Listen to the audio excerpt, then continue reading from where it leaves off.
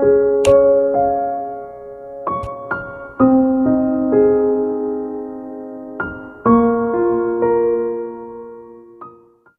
13.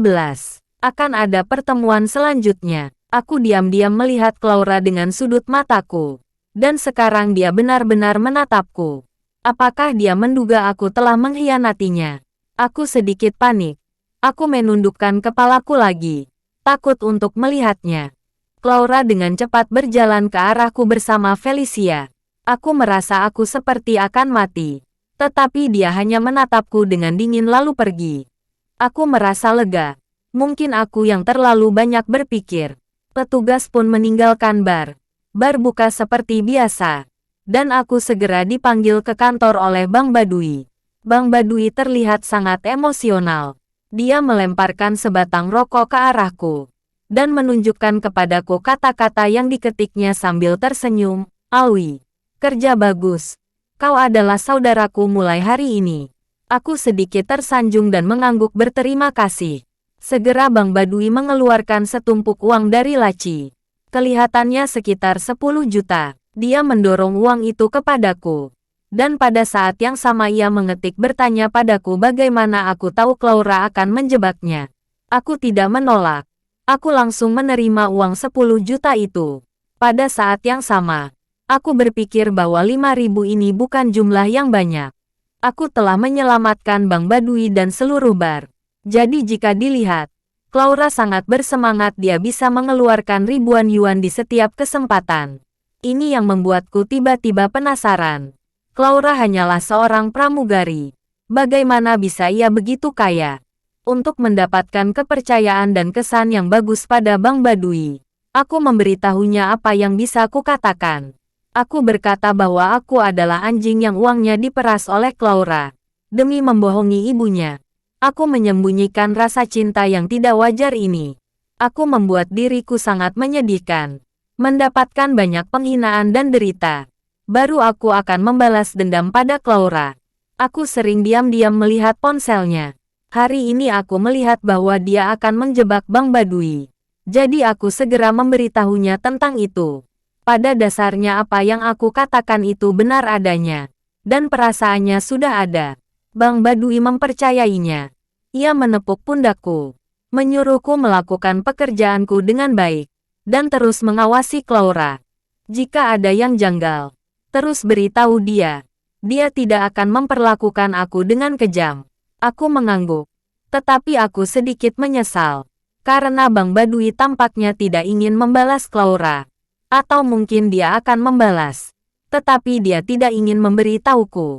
Lagi pula, aku adalah suami Claura. Dan dia tidak akan mempercayaiku sepenuhnya. Lalu aku pergi ke bawah.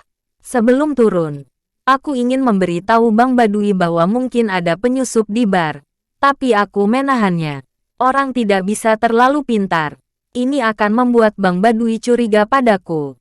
Dan aku berpikir, Bang Badui pasti akan berinisiatif sendiri untuk mengecek siapa yang meletakkan narkoba itu di kantornya. Setelah turun, sikap semua orang terhadap aku jauh lebih baik daripada sebelumnya. Dan mereka semua tersenyum padaku. Namun senyum mereka tampak palsu dan mereka berbicara di sana secara pribadi. Karena tahu aku tidak dapat mendengar mereka. Mereka mengatakan aku yakin membuat laporan kecil untuk Bang Badui yang membuat Edi pergi. Mengatakan bahwa aku terlihat seperti orang cacat yang jujur. Dan mereka harus berhati-hati padaku di masa depan. Perasaan disalahpahami seperti ini benar-benar tidak nyaman. Aku ingin membuka mulut menjelaskan kepada mereka. Tetapi aku harus menahannya. Aku hanya bisa menghibur diri dalam hati. Suatu hari, aku akan jadi orang normal. Ketika aku memiliki kemampuan untuk menyingkirkan Claura. Dan aku akan membuat semua orang yang rendahkan aku tahu bahwa aku, Alwi, lebih baik daripada mereka. Malam ini, aku bekerja sangat keras dan sangat serius. Semua orang setelah melihatku dipromosikan. Mereka tidak berani lagi menindasku. Jadi mereka jarang bicara padaku.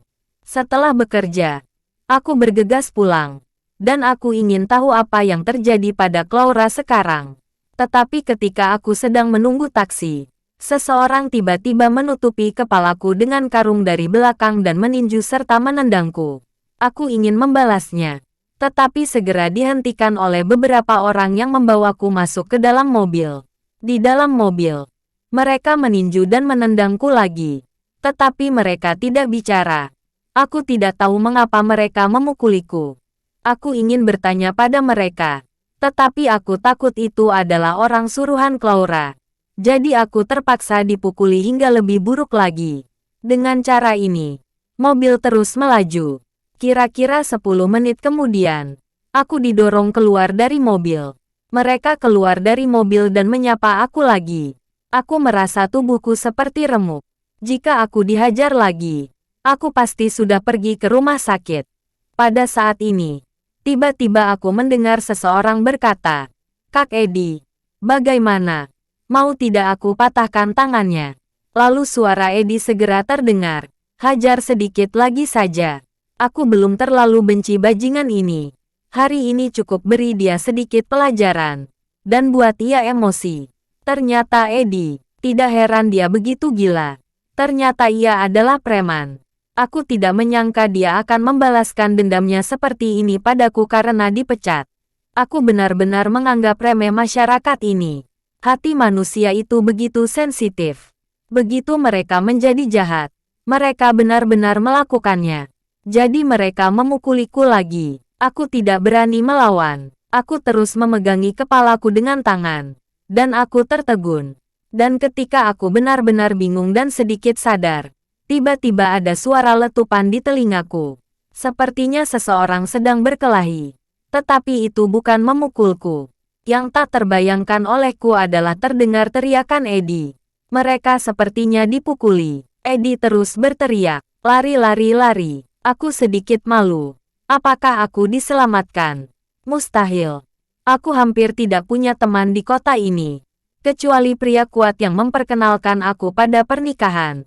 Selain itu hampir tidak ada lagi yang ku kenal. Aku bertanya-tanya. Karung itu terlepas. Dan aku berusaha mendorong kepalaku. Tetapi aku tidak melihat siapapun. Aku pikir mereka semua sudah pergi. Dan tiba-tiba aku melihat seseorang berdiri tidak jauh dari sini. Ia adalah seorang wanita. Dia mengenakan t-shirt putih sederhana, celana jeans biru, dan topi di kepalanya. Dia terlihat sangat sederhana dan bersih. Tetapi meskipun hanya melihat punggungnya, aku dapat merasakan aura kebaikannya dan merasa ia sangat misterius. Aku bertanya, "Ya, apakah kau yang menyelamatkan aku?" Dia tidak menoleh melihatku, tetapi berkata, "Bukankah kau bisu dan tuli?"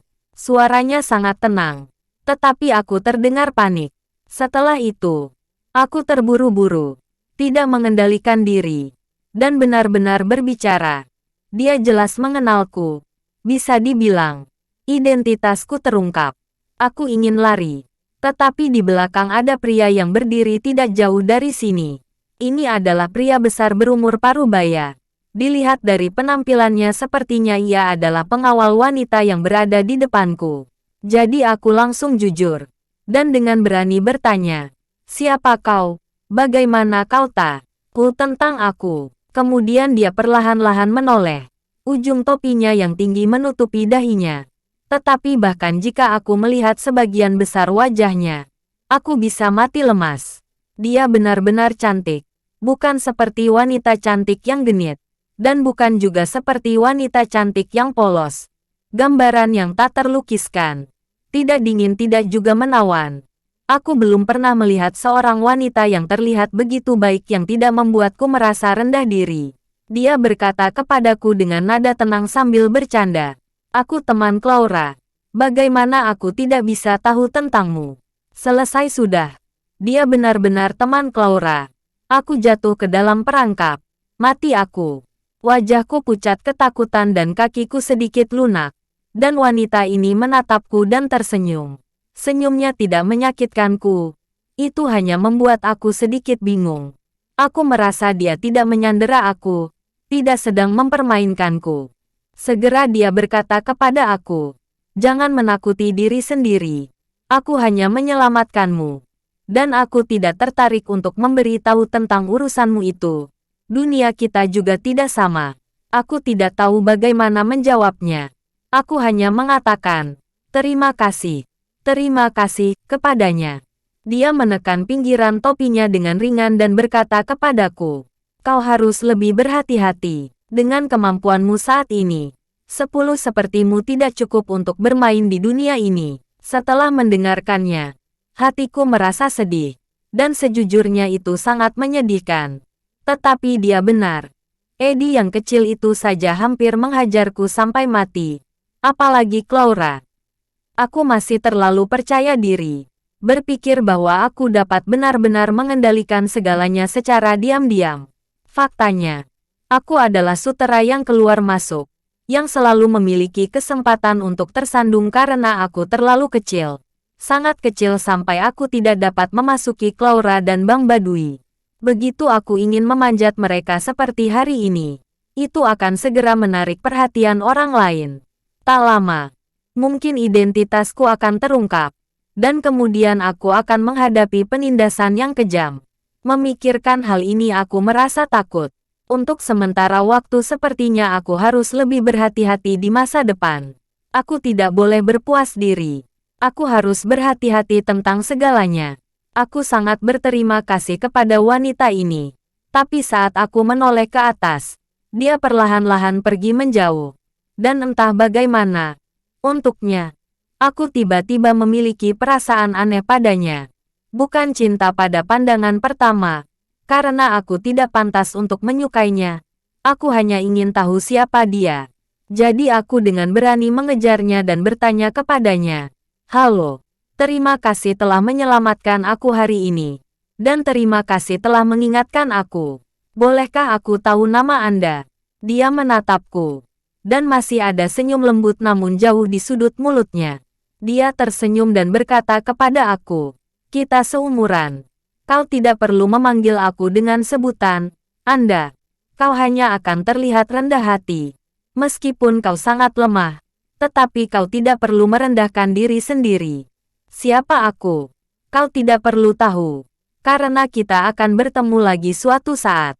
Akan bertemu suatu saat. Ya, aku hanya orang asing yang diselamatkan olehnya. Dia dan pengawal kekarnya itu pergi. Tidak jauh dari situ ada sebuah mobil Porsche Panamera. Aku tidak berani mengejarnya lagi. Dia terlalu tinggi untukku. Dan sebelum dia naik mobil, dia tiba-tiba menoleh dan berkata kepadaku, jangan tanya kenapa aku membantumu. Aku hanya sedang bosan. Aku hanya ingin tahu apakah kau bisa bertahan, hidup atau tidak, meskipun kau tahu bagaimana cara menahannya. Tetapi aku masih merasa itu sangat sulit. Jadi aku memutuskan untuk membantumu lagi. Felicia dan Jack, dua orang itu menguntungkan bagimu. Selesai bicara, wanita dengan topi tinggi itu naik ke mobil Palamelanya dan berjalan pergi. Aku ingin mengingat plat nomornya, tetapi sudah terlambat. Aku berdiri di sana dengan bodoh, mencium aroma samar yang ditinggalkannya di udara, dan aku masih sedikit bingung. Embusan angin malam bertiup ke wajahku dan membuat aku sadar. Dia berkata bahwa dia baru saja menyelamatkan aku, tetapi tiba-tiba aku merasa sedikit janggal. Apakah sesederhana itu?